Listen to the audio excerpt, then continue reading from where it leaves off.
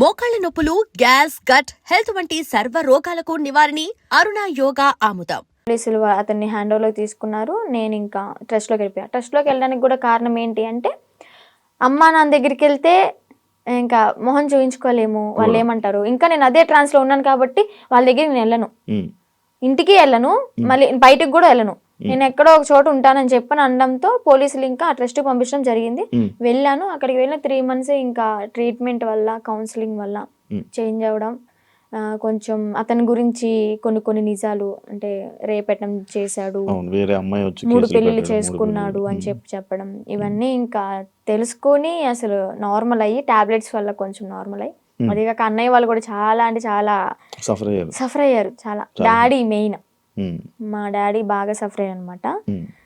So అవన్నీ తెలుసుకొని ఇంకా నార్మల్ అయిపోయి బయటకు వచ్చేసి హ్యాపీగా లైఫ్ లీడ్ చేస్తున్నాను. పాస్ట్ ఈజ్ ద పాస్ట్ అనుకున్నాను.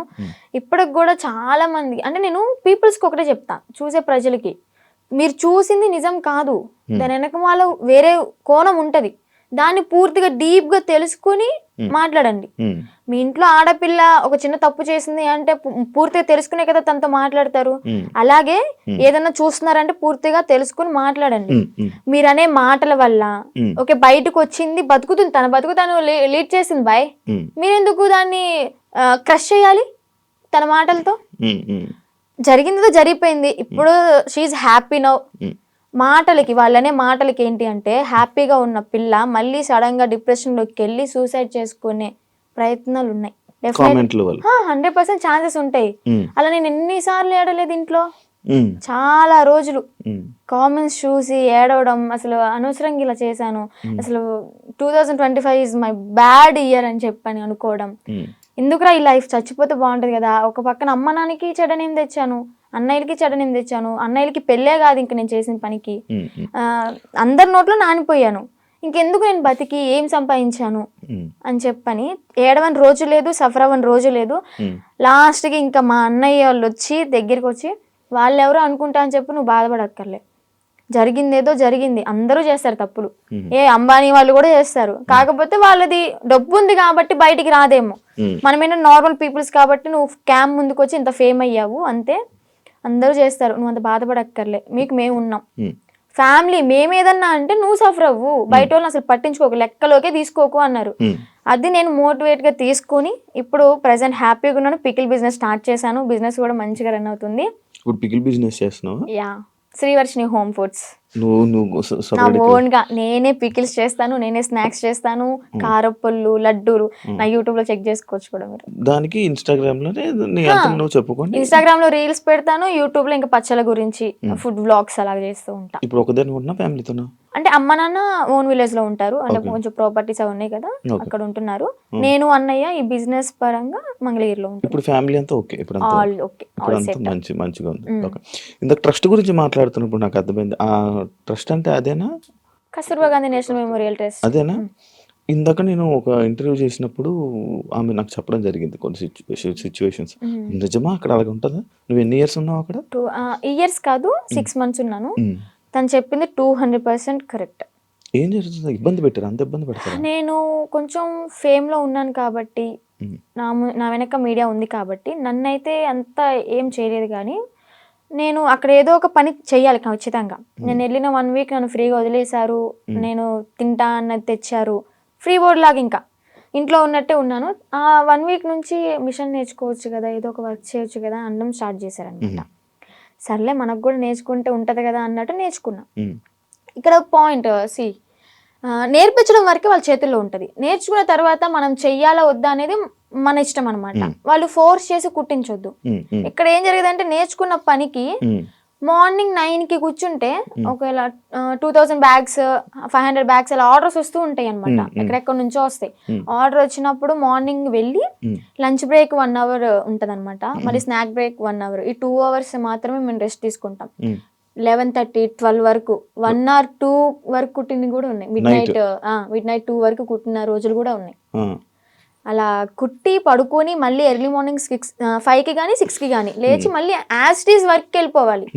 వెళ్ళిపోయి బ్రేక్ఫాస్ట్ బెల్ అవగానే బ్రష్ చేసి మళ్ళీ తిని మళ్ళీ మిషన్ ఎక్కాలి.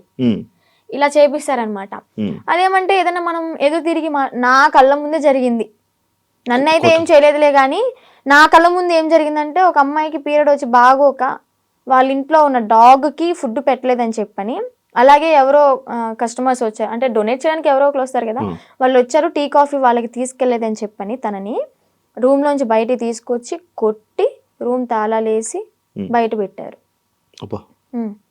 మళ్ళీ ఇంకొక అమ్మాయికి టాబ్లెట్లు వేసి కొట్టారు. వాళ్ళు చెప్పిన మాట వినకపోతే టాబ్లెట్లు వేస్తారు, కొడతారు. నేను చూసా. నేనైతే అబద్ధం చెప్పాల్సిన అవసరం నాకు లేదు కదా.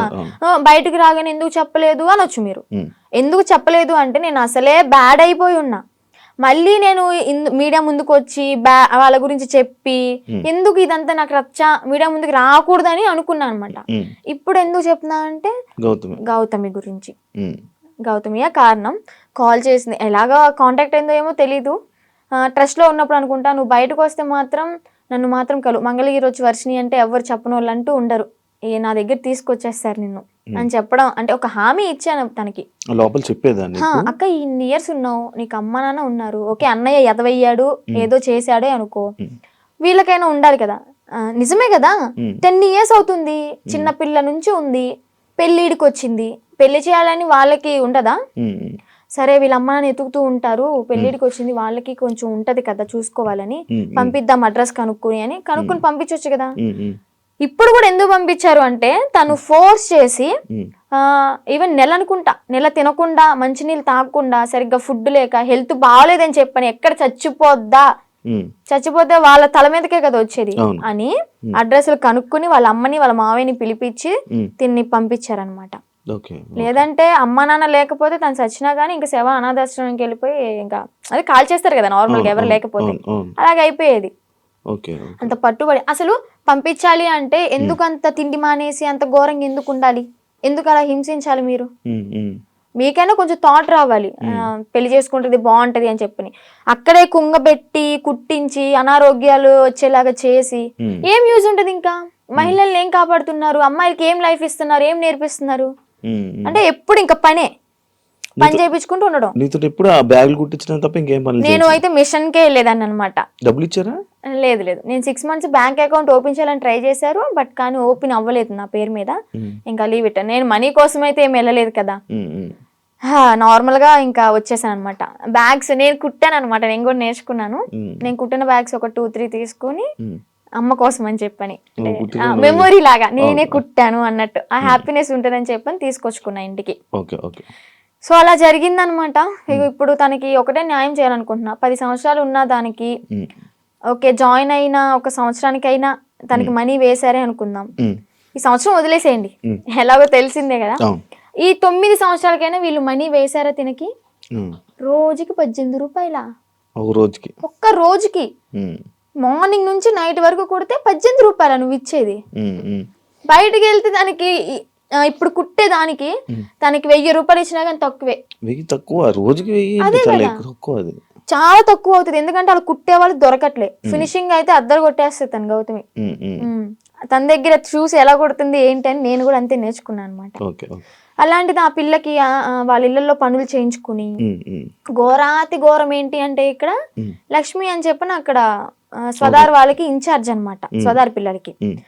ఆ ఇన్ఛార్జ్ అయిన ఆమె వాళ్ళ ఇంట్లో ఏదైనా పని చేయాలి అంటే సెలెక్ట్ చేసుకుంటది. ఓకే నువ్వు రేపొద్దున్నే మా ఇంటికి రా పని చేయడానికి అని వెళ్తారు. అలాగే గౌతమిని కూడా ఒకసారి సెలెక్ట్ చేసుకుంది. ఇవన్నీ తను చెప్పిన మాటలు అనమాట. నేను అనుభవించాను, నేను చెప్తున్నాను కాబట్టి నువ్వు నన్ను నమ్మాల్సింది, ఎందుకంటే నేను చేశాను నా చేతులారా అని. ఏం చెప్పింది, యాక్చువల్గా వాళ్ళ బ్రాహ్మణ్స్, కొంచెం క్యాస్ట్ ఫీలింగ్ కూడా ఉంది ఆమెకి. అయితే పనికి వెళ్తుంది. పనికి వెళ్ళిన తర్వాత ఆ లక్ష్మి అనే ఆమె ఎవరైతే పీరియడ్లో ఉంటారో, చెప్పకూడదు, మీరు బాయ్స్ యాక్చువల్గా మాట్లాడకూడదు అనుకున్నా, కానీ చెప్పాలి, ఇక్కడ తప్పదు. ఆమె పీరియడ్ లో ఉన్నప్పుడు ప్యాడ్ తీసి డస్ట్బిన్ లో కూడా వేయలేదు. వీళ్ళు పనికి వెళ్ళినప్పుడు బాత్రూమ్ కడిగేటప్పుడు ఆ ప్యాడ్ వాళ్ళ చేతులతో తీసి డస్ట్బిన్ లో వేయాలి. అసలు ఏమనుకోవాలి? She's also one of the లేడీనా, అర్థం చేసుకోవాలి కదా. అలాంటి ఆమె వీళ్ళ చేతిలాగా గొడ్డు చాకరీ చేయించుకుని, డబ్బులు కూడా మ్యాటర్ కాదు, ఆమెకి ఇక్కడ న్యాయం ఏం జరిగింది? హెల్త్ ఖరాబ్ అయింది.